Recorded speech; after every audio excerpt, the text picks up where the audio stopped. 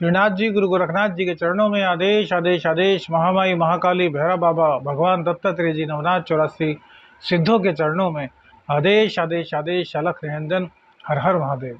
आज बात करते हैं बुधवार की, आषाढ़ कृष्ण पक्ष की। आज एकादशी तिथि है, 14 जून को योगिनी एकादशी है। बहुत ही शुभ मुहूर्त होता है योगिनी एकादशी का। भगवान श्री हरि विष्णु की कृपा प्राप्त करने का बहुत ही अच्छा सुअवसर है। इस पर भी एक उपाय देंगे, जरूर कीजिएगा। आज सूर्योदय जो है वो 5:22 पर होगा, जबकि सूर्यास्त का टाइम शाम को 7:19 पर है। विक्रमी संवत 2080 में आज अभिजीत मुहूर्त कोई भी नहीं दिखाई दे रहा है, जबकि राहु काल का समय दोपहर को 12:21 से 2:05 तक रहेगा। दिशा शूल आज उत्तर की रहेगी। आज बात करते हैं कन्या राशि की।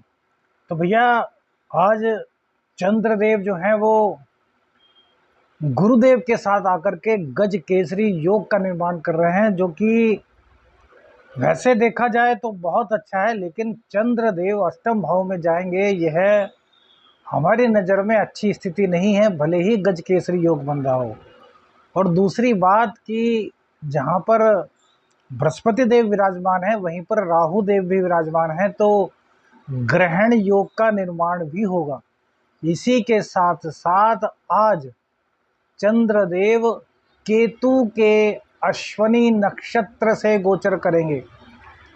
तो भैया मानसिक रूप से स्थिति तो किसी भी हालत में आज अच्छी रहने वाली नहीं है। हर कदम पर कहीं ना कहीं आपको रुकावट ही मिलेगी। हर कदम पर कहीं ना कहीं निराशा का माहौल आपके साथ रहेगा। मन बेचैन सा आप महसूस करेंगे। आपको पता ही नहीं चलेगा कि यार आज मैं उदास क्यों हूँ। खास तौर से केतु देव के नक्षत्र से गोचर करने के कारण स्त्रियों को, कन्या राशि की स्त्रियों को काफ़ी परेशानी होने वाली है। अचानक से उनका चिड़चिड़ा हो जाना या फिर अचानक से मन में कोई दुविधा आ जाना, हालांकि होगी पुरुषों के साथ भी, लेकिन स्त्रियों के साथ यह दिक्कत कुछ ज़्यादा ही दिखाई देने वाली है। अब एक तो लाभ बन रहा है कि गज केसरी योग का गोचर में निर्माण हो रहा है। अब देखिए गज केसरी योग, अब जब राहु के साथ बृहस्पति है तो जाहिर सी बात है कि वो बृहस्पति जैसा अपना रंग रूप धारण कर लेंगे। लेकिन भैया कहीं ना कहीं उनका जो आकस्मिक रूप है, जो उनकी क्रूर प्रवृत्ति है, वह तो दिखाई देगी ना।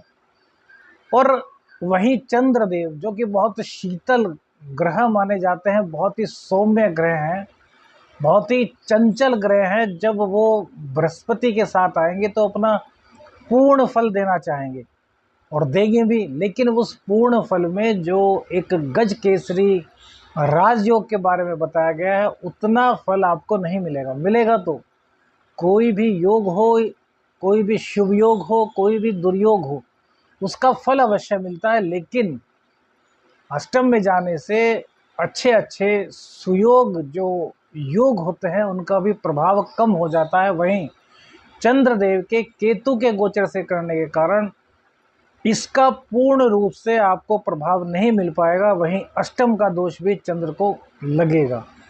तो भैया आज चोट चपेट की दुर्घटना से बहुत सावधानी रखें। पानी का एडवेंचर, जल का एडवेंचर, जो लोग एडवेंचर करते हैं वो करते हैं, तो भैया बहुत ज़्यादा आज सावधान हो जाएं। हमारी सलाह नहीं है कि आप आज पानी का एडवेंचर करें। जिन्हें पानी से, जल से डर लगता है, वो लोग किसी भी हालत में आज नदी वगैरह में स्नान के लिए जाते हैं, तो भैया ज़्यादा आगे मत जाएं, अपना लोटा से जल डाल करके नहा लें तो बहुत अच्छा रहेगा। वरना भैया कोई ना कोई आपात स्थिति आने की संभावना बन सकती है। वहीं आज नज़ला, जुखाम, एलर्जी या फिर वेदर का जो चेंजिंग होता है उसके कारण आप बीमार भी हो सकते हैं। आती आती इनकम आपकी आज कहीं फंस सकती है।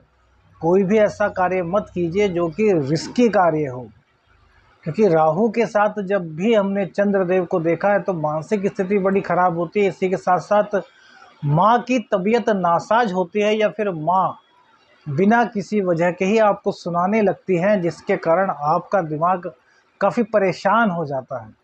अब माँ हैं भाई, बड़ी हैं, तो वो सुनाएंगी चाहे हमारी गलती हो या ना हो, लेकिन मन तो कहीं ना कहीं परेशान होता है ना। वैसे तो कभी भी माँ अपने बच्चों पर बेवजह गुस्सा नहीं करती, क्योंकि माँ बहुत प्रेम करती है अपने बच्चों से, लेकिन फिर भी गोचरवश जो स्थिति बनती है उसका भैया प्रभाव तो कहीं ना कहीं सभी की ज़िंदगी में पड़ता है। अब चंद्रमा आपकी कुंडली में कैसा है वो उस पर डिपेंड करेगा। चंद्र आपकी कुंडली में यदि कहीं से दूषित हो रहे होंगे, चंद्रदेव पर किसी क्रूर ग्रह की दृष्टि पड़ रही होगी, तो फिर तो स्थिति और ज़्यादा खराब हो सकती है। लेकिन चंद्रदेव आपके मजबूत हैं, अच्छे योग से निर्मित हैं, आपकी कुंडली में गजकेसरी योग बना हुआ है, आपकी कुंडली में चंद्रदेव बली अवस्था में हैं, तो फिर स्थितियां, जो बुरी स्थितियां हमने बताई हैं, वो कम हो जाएंगी।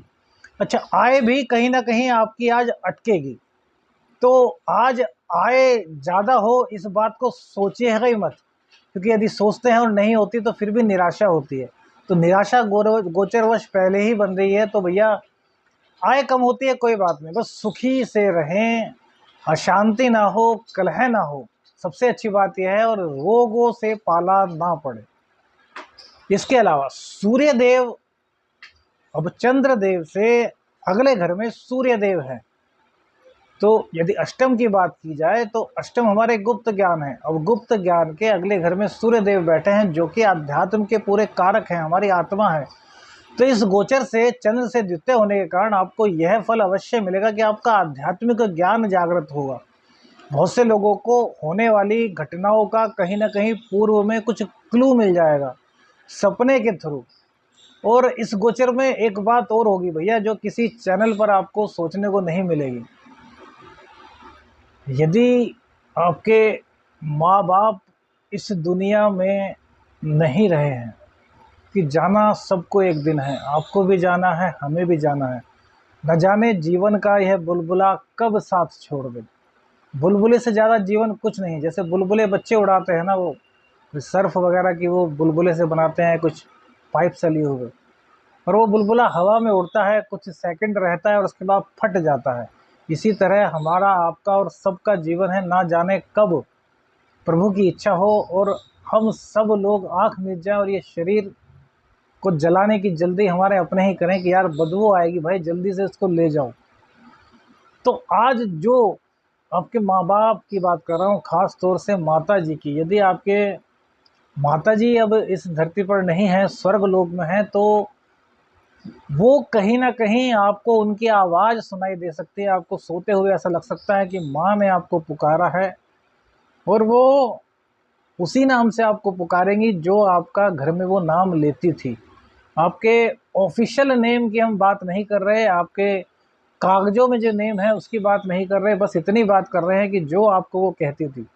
तो सपोज कीजिए किसी का नाम परवेश है और उसके घर का नाम घोलू है, तो उसको अचानक से सोते हुए आ जाएगी, घोलू सुनिए, या माँ जो भी आपको कहकर पुकारती थी वो आवाज़ आपको सुनाई दे सकती है।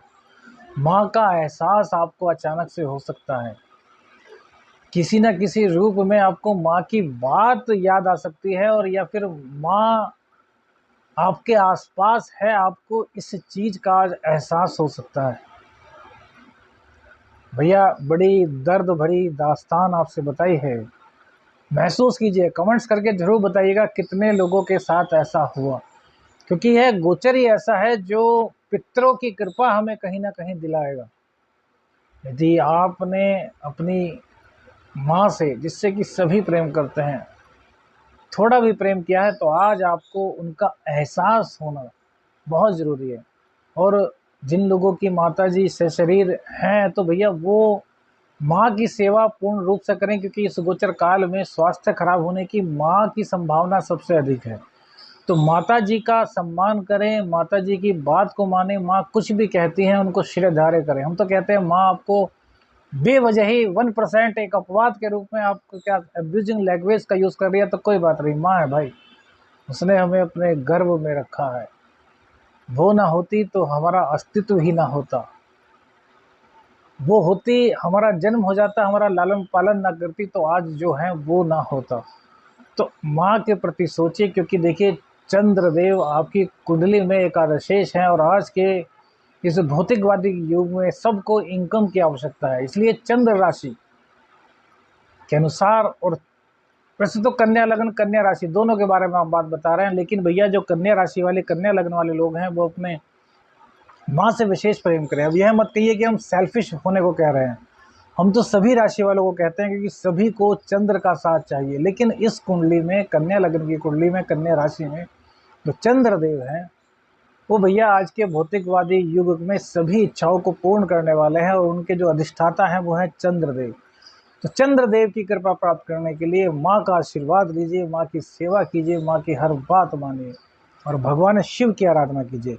अब सूर्य देव से आपका आध्यात्मिक ज्ञान जागृत हो रहा है, ये गोचर के कारण आपको पूर्वानुमान हो रहा है। वहीं आपके जो रास्ते विदेश के थे, जो बंद हो रहे थे, वो प्रज्वलित होंगे। अब देखिए चंद्र के कारण इनकम डाउन हो रही है, लेकिन अगर विदेश में है तो विदेश में फिर सूर्य कुंडली देखी जाएगी, कि वहाँ के जो लोगों पर प्रभाव है वो सूर्य का प्रभाव है। सूर्य देव वृषभ राशि में विराजमान है, शुक्र की राशि में विराजमान है, और शुक्र और मंगल एक साथ है। मंगल बुध के नक्षत्र से गोचर कर रहे हैं, और बुध और सूर्य एक साथ हैं। तो जो लोग कन्या राशि वाले विदेश में रहते हैं ना, उनके लिए बहुत अच्छा दिन यह कहा जाएगा। लेकिन सावधानी उनके लिए भी है कि वो जल में एडवेंचर ना करें, जल से संबंधित कोई भी ऐसा कार्य ना करें जिसमें कि उनको दिक्कत उठानी पड़ सकती हो। ऊंचाई का कोई काम करते हैं तो ऊंचाई पर चढ़ने का काम भी आज करने से बचें। बाकी आपकी कुंडली में सब कुछ नॉर्मल दिखाई दे रहा है, बस ये 2-3 चीज़ें हमने बताई हैं, इन पर पूरा ध्यान दीजिएगा, और ध्यान देने के साथ साथ कमेंट्स करके बताइए कि आपके साथ क्या वास्तव में ऐसा हुआ, कितना आप हमारे बताए गए प्रेडिक्शन से लाभ पा रहे हैं, कितनी हमारी बातों में सच्चाई लगती है, और कितना हमारा यह प्रोग्राम अन्य ज्योतिषाचार्यों से आपको अलग लगता है। बताइएगा ज़रूर, और आप लोगों के लिए क्या कर सकते हैं यह भी हमें आदेश दीजिएगा। आपका एस्ट्रो शावर मित्र प्रवीण। देखिए हमें गुरुजी मत कहा कीजिए, हमें मित्र कहा कीजिए। एस्ट्रो शावर मित्र, यह हमारा नया नाम होगा, एस्ट्रो शावर मित्र। आदेश आदेश, अलख निरंजन। हर हर महादेव।